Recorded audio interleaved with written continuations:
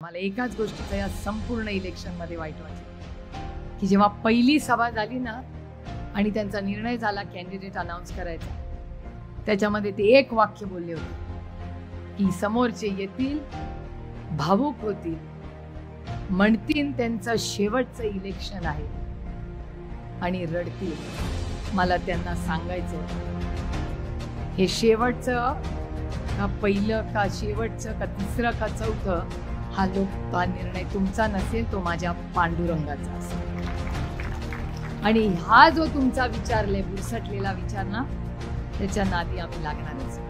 कारण का माझा विश्वास आहे की लोक मला रोज विचारतात की आदरणीय पवारसाहेब 3-3, 4-4 सभा करतात, त्यांना एवढी एनर्जी येते कुठून? म्हटलं त्यांच्या टॉनिकचं नाव महाराष्ट्र आणि त्याची मायबाप जनता.